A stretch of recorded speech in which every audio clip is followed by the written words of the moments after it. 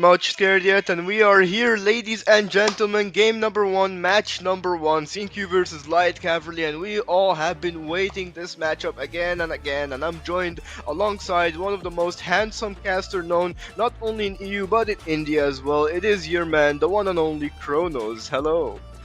Hey, thank you so much, Hockey. That was a wonderful introduction. It's just like I gotta get some work in the gym. That's all. Just put on a little bit of muscle, lose this extra bit of chubbiness that's there. I gotta make sure, to get that extra layer just to survive the winter. Of course, here in England, it's super cold. Next time we see Kronos, he might as well be shirtless on the casting. So. Hey, relax. Hey. But yeah, anyways, ladies and gentlemen. Looking at the bands, they had no shirtless hero band out yet. It's just the Fanny and as well as the Chip. So they don't want to give an assassin in the hands of Leandro, as well as giving some map control towards the side of CNQ. So the Chip is a good ban, and looking at the way things are going, I feel like will Light Cavalry have a chance? Will they not? Just a matter of time. The bands should come forward. I want to see a Bruno. I want to see a Sicilian band. If not, try and fight for them. But if you're Light Cavalry, you want to get both, right?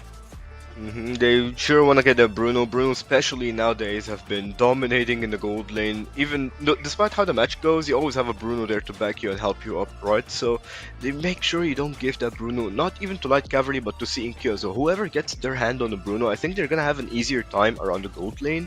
And if they're able to manage for the rest of the roles, I think they'll just be fine for the rest of the game if they're able to have a dominating comp, right? But right now, we've seen the Hilda ban. There it is, the Bruno, like we mentioned. He has to get banned, leaving only options such as Beatrix, Melissa, and Herth, and Zushin, of course, gonna be taken out. I feel like they could have just not banned the Zushin here for the side of CNQ, but if they are not comfortable with the Zushin pick, it's quite understandable. And there is the Suyu. And what is your prediction for the first pick? What do you think is gonna rush here?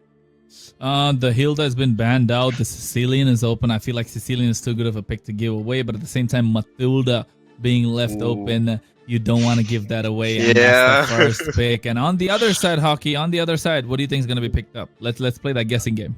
I mean, I guess Phovius might come through, right? Maybe a Beatrix not to give away the gold lane, or maybe an Eve. They doesn't play with the Matilda. Yes, the Matilda. Yeah, or maybe Alpha. Alpha could work as well. I was gonna say, what about Alpha Eve right now being picked up? Yeah. That would cement their place right there. I mean, Alpha Eve would work, but at the same time,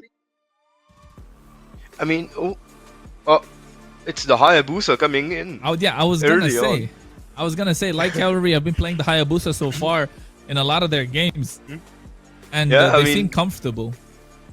I guess the Hayabusa pulling in through, but now for the second pick, I think they're gonna have to go for something that can back up this high on the XP lane. Maybe a Phovius, maybe something that is aggressive and could not be countered easily, right? At the same time, you still have mages open like a Lo Yi, you have a Eve open that you don't want to give away with the Matilda, but a Hylos coming through as well. Actually, Hylos is a great pick against Matilda, since he can be super annoying and slow down, and at the same time he could be disruptive no matter where he goes, either the XP lane or the roam.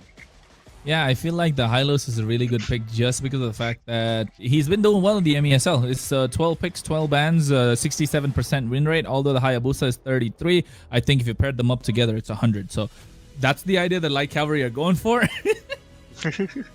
choked on my own joke, but but I feel like CNQ definitely cooking something. They can go for the Alpha right now just to pair it up with the Matilda. Even go for Eve. They go for the Edith instead. So I like the counter initiation, but I think the Alpha is just too good to give away and let it slip. Yeah, I mean, there it is, the Alpha taken right straight away. And for the side of LC, I think they might as well look for something that can disrupt front lines at this point, right? You have Matilda, you have Alpha, you have Edith. I think a Loyi here would be so good, but at the same time, knowing that Matilda could be a huge problem, you might as well want to go with the Valentina instead, right? Both are extremely amazing mages, exceptional mages actually, Valentina and Louis, and I think there it is, the Louis being picked up here by Alan, as I said, and Stu picks 12 bans, and that shows the danger of Louis. Last time we've seen a Louis, she was going everywhere with the diversion, just 1, 2, 3, 4, and just dominating the map, especially on the last team fight. I don't remember which match was it, but that there was this one match I was casting here in the MSL. I think it was extremely Slate that picked it up, and they were dominating with it, but right now, for the bans, second ban phase, I think we might see a lot of gold laners being taken out here. You know, the Moskov, the Beatrix, the Harith, the Melissa, maybe even Ixia could be banned here, since Ixia is good for the side of LC here, since she can stay in the back line. She already have that Hylos for a backup. You still have a roam pick open, or even Hylos could be a flexible pick and have more protection for the gold lane. Yeah, I think the front to back composition, right? That's what they're looking for, as well as the fact that they can flank from the side for the side of like Cavalry, just because they have the Hayabusa, the mobility is at an all-time high. The Hylos has been working wonders in the EXP lane specifically, not just in the roam position. So I'm just guessing that this Hylos has got to be slotted in the EXP. So they take away the Moskov, they take away the Faramis, the Gato Kacho to prevent the dive into their back line, because clearly CNQ like to play a front to back, and you can see that in the form of the Edith, you can see that in the form of the Alpha. I'm surprised the Eve is left open, to be honest, and I feel like Eve would be a perfect hero to be picked up in CNQ if the Hylos wasn't picked on the other side. So at the moment, the Cho is being taken off as well, just to prevent a single person pickoff, which has been the meta so far. The Roam has been a single target pickoff, whereas the EXP has been more of a sandbag or a set, or a complete dive in the form of the Glorious Pathway. So the Khalid is still available. So the 1-1, however, I like the 1-1. It's been picked twice. When the win conditions line up, the 1-1 is kind of unstoppable. And in this case and scenario, you can see that the Alpha wants to jump in with the Spear of Alpha. The Edith is a frontline hero, and they're gonna have another. No, I think that's pretty much it. So they have two. So they're going to use the Swallow to make sure you proc all the marks, and the Crossbow of Tang, and you're going to get a lot of airtime. That is true. I think they are looking for a Vixana here at this point, right? Because you want a mage that is safe enough to not. Yeah, they have a lot of aggressive and a lot of mobility here, right? Aggression mobility is something you don't want to go as an Aurora if picked. Yeah, there is the Vixana, as I said. I think Vixana will be safer. There's a mid lane and a Claude being picked up. A really nice pick. You have Claude, you have Beatrix, you have Harith, but especially against the 1-1, you want to make sure you scale up to the 1-1, right? You don't want to be behind in terms of the late game, because 1-1 is such a dangerous pick. And the Belleric seen here, to be fair, I have barely seen any Belleric gameplay, but like he works, but at the same time I don't really like Belleric due to how immobile he is, right? He's not that fast compared to other roamers, but at the same time he's one of the best sandbags we have in the game currently, right? But the 1-1 on the other hand, let's talk about the 1-1. We've seen 1-1 on Extremely Safe. We've seen Wicked on that 1-1 pulling off a Savage, and I think that was the first, or was it first or second Savage of the MESL? First. This is the first and only Savage of the MESL. Maybe we might see one here, we may not, I don't know, but this was the first Savage coming in from the 1-1. Wicked himself, the gold lane beast himself. So yeah, the 1-1 is definitely a threat. Hey, I think they look at Wicked's 1-1 and they say they want to pull it off for themselves. Reborn TZ, all eyes on him in this game. I like the Belleric though, just because I understand his mobility is really weak, but you do have Hylos' Glorious Pathway. You're going to see a running Belleric coming at you with that big heavy arm that he wants to use the Wrath of the Dryad to taunt his way to victory. And I like the fact that it's going against the Claude as well. I don't know why I was going to say Cyclops. I was just playing a rank game. The Cyclops pissed me off. But yeah, I was going to say he's going to play against this Claude. So it's going to work out great. And that's why we want to see who's going to be the victor for this game number 1. You're watching the MLBB European Seasonal League playoff day number 2, ladies and gentlemen. CNQ versus Light Cavalry. A recap of the MEC Season 3 finals. And I'm Kronos. Alongside me, Hockey. Hello. Who do you think is going to be taking this one away? I mean, looking from the draft here, I think I like for the side of Light Cavalry's draft here, since it could be more aggressive, but at the same time, it comes to execution from CNQ's draft, right? They gotta make sure they play patient and wait for not only the Claude, but the Alpha to be activated into the game. I mean, having that Alpha Matilda could be the real threat for the side of Light Cavalry. Yeah, I agree, and I think the threat will be this Alpha Matilda combination, along with the mid lane control with this Vexana, and you can see they have to have two heroes in front. Ooh. Oh, Meng getting poked out with the dispersion rotation combo. They turned their attention in towards the bot side. Reborn TZ should be the target, but with the 1-1 being able to kite so very well, I don't think it's the right target for now. I don't think they're able to get a 1-1 since the kiting is just too much for them. And look at the Malfury here, being so aggressive in the low E, playing as intended, right? That's what you want to do as a low E. You want to be as aggressive as possible, freeze as much as possible into the early game up until you get a diversion.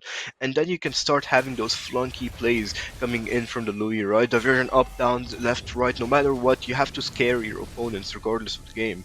Oh, Leandro, he has the quad shot. He can go for the Ogi shadow kill. He was in position, and I think Meng had the support of Summer, of course. Shout out to Summer. He's a nice guy. You know, you guys should have hit him up, although he's been losing quite a while. But yeah, Summer has been doing really well so far. I think in the first series, he was really hard on himself that his Kufa didn't work out. But right now, like Cavalry, making sure to get their attention on the turtle. It should be an easy take unless Mikazuya has some flicker shenanigans, but here goes the onward. The turtle is there in their hand. The glorious pathway to slow them down, and CNQ will have to back off. Clean take. Yeah, it's a really clean turtle coming in from the side of LC, but at the same time, they gotta make sure to play around the gold lane, right? That 1-1 specifically, because they could have been traded that, right? Instead of not contesting at all. And for the side of CNQ, I think they're looking forward to help Kulak into the game because if they give away the comfort space that 1-1 needs here, Reborn TZ could be more than troublesome, not only for the side of CNQ, but especially to that Alpha Matilda combo and render it completely useless, right? So they gotta make sure they apply that pressure onto not only Reborn TZ, but Malfury as well. Otherwise, I don't think they might have a clean win here. They might even struggle to keep a defense. Yeah, it will be a difficult time, but at the same time, you can see Arima right now getting poked out. Quad Shadow on towards him. Ogi Shadow Kill is there. Circling Eagle comes out from Summer to make sure he gets the two-man knock-up. And Arima able to get out of there. Eternal Guard pop just to make sure Allen gets knocked up. But here, the damage is too much that could come in with the Dispersion Rotation combo from Malfurion. And he goes for the diversion play. Leandro is trying to make sure he goes to the back line. Allen trying to stop Meng, but he gets terrified. Oh, and there no. is first the blood, ladies and gentlemen, in the form of that Terrify in the hands of Ming for CNQ. What a take coming in from Manga, and I feel like this is an unfortunate play coming from Malfury. I don't think Alan knew he was going into the diversion. I think he was just recalling. Pretty unfortunate for him. But what a pick-off coming in from Meng here, and I think this definitely gives CNQ some breathing space right now. And look at Mikazuya positioning. I think he's looking for Malfury here. I mean, he has Arima, and they're looking for something. Knockout for the Flicker coming in. The Spear of Alpha getting both here. The Circling Eagle, and there it is. The double pick off, not only on Malfury, but on Allen as well, thanks to Summer and Arima here. And Mikazuya, on the other hand, with that Flicker really clean, taking out what they need to take out Malfury himself. Yeah, and I think that was a clean game coming so far from the side of CNQ. We didn't expect that, of course, like Cavalry. We're waiting for the banana split that will come out in the mid game, and you can see CNQ get their hands on the turtle number 2. So one turtle each. The goal lead in the hands of the side of CNQ just because of the 3 kills that they've picked up, but by no means are like Cavalry behind in farm. It's not that much of a difference. It's exactly around 700, 800 gold, which comes in with the first blood and the 2 kills that they picked up. So you can see Blazing Duet from our Gulag is there. Arima gets caught with the quad shadow. Ogi shadow kill comes out. They're trying to go for the Wrath of the Dryads from Allen, but Kulak might get caught out. No crossbow of Tang unlocked, but they get a 2-man kill. And we're here. They go in for the Circling Eagle with that Eternal Guardian knockup. But you can see the crossbow of Tang, and he gets a triple kill. Leandro should be taken down, but he does not. Dispersion rotation a little too much for them to chew on. And Mikazuya should be the next one on the chopping block. But after taking 4 apart from the side of CNQ, I think Light Cavalry are happy with themselves with that trade. What a trade. I mean, Light Cavalry is definitely more than happy with that trade. They were 1k behind, now they're 1k ahead. They almost even get a bot lane tower here. But I feel like this was an unmanaged fight, right, from our perspective here. I feel like CNQ were going in 1 by 1, and that Light Cavalry took note of that and said, hey, let's just punish them 1 by 1. And what a diversion. So close into getting that Circling Eagle coming in from Summer. Summer looks like he's not having the best of connections right now. He may or may not have his internet dead, but apart from that, I feel like Light Cavalry did take notice, and what a pickoff! Actually, we didn't get to see it on time, but a pickoff here on Leandro definitely put CNQ back here onto the game. Yeah, and I feel like right now they are focusing on the top lane. Tier 1 turret Allen should be the target. He gets knocked up by the Earth Shatter. They're not able to focus on the neutral the turret structure rather, but on the bot side, like Cavalry trade, take that away from the hands of Kulak. And right now you can see with the third turtle spawning, like Cavalry a little bit in control thanks to the macro play that they've made. And this is just the beginning of that split that we'll be looking at. Yeah, this is gonna be a beginning of switch. We have a turtle fight coming in through here. I mean, CNQ's already taking advantage, but there it is, Battle Flurry coming in with the Darth of Dariat coming in from the one and only Allen, but there's a certain Eagle knocking two people up, and this might be a big fight as the Wishing Shadow Kill takes out Mikazui from Leandro, and Reborn TZ does have the damage enough. He still has that crossbow tank, still looking to open it, and there's a double coming in from Leandro, as Blazing Dog coming in from Kulak. There's a BMI just to escape, and almost takes out Gabri, but Reborn on the other end, Battle Flurry still looking for more, and gets out Kulak, as the rest of LCPH are surviving here on barely nothing but 1 HP. And what a play coming in from Leandro, getting that double kill really cleanly now. Yeah, and I think Leandro just slippery like a snake at the moment with this Hayabusa and Assassin so mobile, making sure he gets what he wants and he gets that purple buff and gets out of there. And I don't think he took a lot of damage as well in that team fight. He's 5-1-1 right now as a Hayabusa. He's been doing quite a lot for his team. Mikazuya gets poked out. Gabri over here gets that hands on his turret. But at the same time, Reborn TZ gets taken down by the Spear of Alpha. Meanwhile, the top side, Mikazuya should be the next one being traded. So 1-for-1 being traded, but they do get that turret structure in the top side as well. And now they're going ham at the tier 2, which they should be able to get. And I think CNQ are willing to trade the tier 2 for the tier 1 down bot side. Not a good trade in my opinion. I mean, it's quite the trade. I personally think it could give him that much map control, but only if they get the tier 2. And there it is, Spear of Alpha just saving Kulak just in time. I mean, Leandro didn't even have the Wiki Shadow Kill, but if he had it, I don't think he was able to trigger it on time, right? And looks like he's still looking for more. Now that he has it, now he can trigger it without the Spear of Alpha disruptive, and Kulak on 1 HP here. He thought he could get away, but the Shadow is waiting there as Malfury helps pick up that kill on the Alpha Arima here. But I mean, the tier 1 to tier 2 trade here, it could be something, right? Only if you get the tier 2 on the mid lane, then that opens a really, really good trade, because you get way, way, way more control into the map like this, right? So, once again, it's a decent trade, but I think this trade benefits CQ more, but after that pickoff, I don't think it benefits them that much anymore. Yeah, and I think it's just the point that now they are 5k ahead in gold. Circling Eagle is there. They get the knock up onto where too. Reborn TZ is the one. Mikazuya misses onward. Glorious Pathway comes up, but at the same time, Summer, he does not have the Circling Eagle. Mikazuya gets caught with the dispersed rotation. Allen with the flicker out to the Dryads combo, but you can see Reborn TZ gets some airtime with the crossbow of Tang. He takes down one. He wants to take down the second, but not enough damage. They call it a day. They came what they're looking for. They got it in turn, and right now get their attention on towards the Lord. It's not a Luminous Lord, but it should be easy pickings for the side of Light Cavalry. I think they're looking forward to take out the inhibitor passives, right? Especially with that Lord. And, oh, Arima looks like he's in trouble. The diversion accidentally... Ooh, the diversion coming in from Malfear just picks off Arima here. Looks like circling for Summer doesn't really affect Malfear that much. And oh looks my like goodness, Summer might nasty. be in trouble. Never mind the flicker coming in, but Summer, there it is with the Winter Trunction. Escapes, survives from the burning, and so Leandro also almost dies from there. But like he said, he's like a snake, right? He'd be slithering through these attacks. So now it comes here to the Lord, right? The Lord, it's not a Luminous Lord, but I think they're looking forward to take out the inhibitor passive for a building, for a push later on, right? They're looking forward to actually end the match before anything else, right? I think this might be the ending Lord here, but at the same time, you gotta give credit to Meng here. Meng has been exceptional here on the Vixana, going after one another, terrifying one after another, and pulling out a lot of damage. It's probably the sole reason why most of Light Cavalry are on 1 HP, but the diversion play coming in. Yeah, on the bot side, you can see Mikazuya gets caught out. The crossbow of Tang is not unlocked yet. Holy defense is procced on the bot side, but the Ogi Shadow Kill catches Summer, and Summer gets taken down. Meanwhile, the mid lane tier 2 is what they're trying to get, and now the mid lane inhibitor should be the next on the cards. Holy defense gets procced up, but here comes the Glorious Pathway to make sure he can create a separation that his team needs. Like Cavalry right now, going ham at the inhibitor. But there's enough damage to make sure they can clear the waves. Arima hasn't used the Spear of Alpha just yet. Next should be the top lane tier inhibitor, and they're trying to make sure they get it. Reborn TZ is going hacking at it at one step at a time. The knockup coming in from Mikazuya, not doing a lot, but you can see the dispersion rotation combo is too much for them to take. Leandro goes in with the quad shadow, gets caught out, but he's not able to get the kill. But guess what? Malfurion picks it up for himself. Mid lane inhibitor has been taken down after such a long time. The top lane should be easy pickings at the moment. Next target, the bot side. But right now, they go for the diversion play. Don't want to make any mistakes. And you can see they go in right behind with the glorious pathway. And at the same time, they get the kill on towards Allen.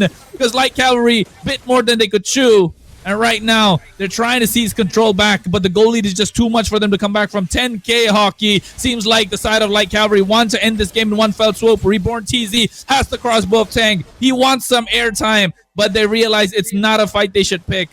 Call it a day and back off and wait for that Luminous Lord. You mentioned they bite more than they could chew, but the thing is, right, I feel like Light Cavalry diversion play coming in from Malfuri here. I mean, it's a brilliant idea to go behind Kulak here and try and pick him off, but I think you'd be better off trying to push on that bottom side, right? You have a Lord coming up. I think they tried to overextend him, but there it is, another diversion play coming through as they go here from behind the map. Kicking out Kulak, like you mentioned, once again right now, and there is a fight going through the Winter Trunction coming in from Summer, but Summer might survive here. Never mind, Summer. It does survive barely, but Mikazuya on the other hand is taken out, and there it is, Reborn TZ fight taken out here by Arima, by the Spear of Alpha, the one and only Alpha here, and I think they're looking forward for a comeback here. They went from 10k to almost 8k, but never mind that yin and yang damage coming in from Malfuri. 10-1-5.